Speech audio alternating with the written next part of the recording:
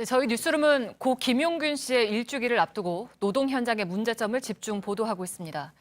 오늘은 안전을 챙기지 않아서 노동자가 사망했을 때 사업주가 어떤 처벌을 받는지를 따져봤습니다. 직원들 회식비보다 적은 벌금형이 나오거나 집행유예에 그치는 경우가 대부분이었습니다. 먼저 하혜빈 기자입니다.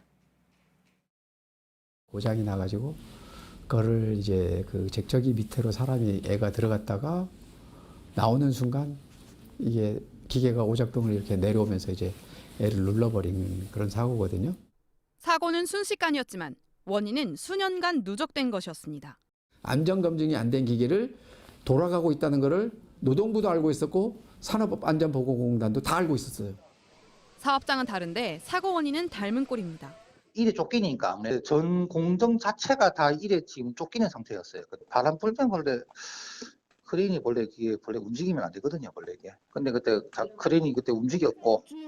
제주 현장 실습 사고로 회사 책임자에겐 집행유예와 벌금 500만 원이 내려졌습니다. 6명이 사망하고 25명이 다친 삼성중공업 크레인 사고에선 벌금 300만 원이 나오기도 했습니다. 점심값도 안 되죠, 삼성한테는. 참 세상은 참 불공평하구나. 역시 불공평하다. 정의 놓지 못하고 공정하지 못하고. 어떻게 억울하게 내 동생이 죽었는지 그게 궁금해서 한 건데 건설 회사에서 그냥 죽어가는 그냥 죽는 그냥 돈 없고 백 없는 그냥 일용직 노동자였을 뿐이에요. JTBC 하혜빈입니다. 네, 심지어 노동자 12명이 숨진 사고가 났어도 집행유예가 선고되기도 했습니다. 지역 경제에 기여한다는 이유였습니다. 최근 5년 동안의 판결 사례를 담은 보고서를 분석해봤습니다. 이수진 기자가 나와 있습니다. 12명이 죽었는데도 집행유예를 받았다는 거죠? 네, 그렇습니다. 정확하게 말씀드리면 지역 경제에 미치는 영향이 적지 않아서 등의 이유로 실형을 피해갔습니다. 지난 2012년에 풍랑 예비특보가 내려질 정도로 날씨가 안 좋은 상황에서 공사를 강행하다가 노동자 12명이 숨지고 8명이 다친 사건이 있었습니다. 재판부는 사업주 박모 씨에게 징역 1년 4월에 집행유예 2년 처분을 내렸습니다. 박 씨가 운영하는 회사가 공사를 수행함으로써 지역 경제에 미치는 영향이 적지 않다는 점을 고려했다고 적었습니다. 네, 거의 이런 식입니까?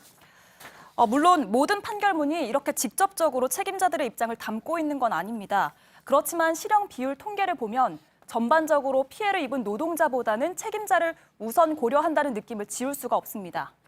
10명 중 9명이 이렇게 실형을 피해갔고요. 징역을 선고받은 사람은 3%가 채 안 됐습니다. 재범 비율은 76%나 됩니다. 네, 재범률이 이렇게나 높은데 그러니까 처음에 약하게 처벌을 받았던 게 나중에 또 약하게 처벌을 받는 이유가 된다면서요? 네, 그렇습니다. 벌금형 이상의 전과가 없다면서 또다시 벌금형을 선고하는 사례들도 있었는데요. 낮은 형량이 또다시 낮은 형량의 근거가 되는 겁니다. 사실상 법이 가해자들에게 면죄부를 주는 것 아니냐며 피해자들은 비판하고 있습니다. 네, 그러면 이거를 어떻게 풀어야 할까요? 뭐 방법이 있습니까? 네, 현행 산업안전보건법의 형량을 보시면요. 최대 7년에 벌금 1억 원입니다.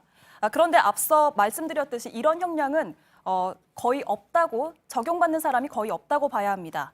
양형 기준이 고작 1년 반 정도로 낮기 때문인데요. 그래서 대법원의 양형 기준을 바꾸자는 주장이 나오고 있는데 설득력이 있다는 반응들이 많습니다. 양형 기준을 정상화할 필요가 있으니 대법원에다가 요청을 해라. 사회적 위험에 대해서 국민들이 느끼는 그 민감도를 반영시킬 수 있게 양형 기준을 그렇게 높여달라고.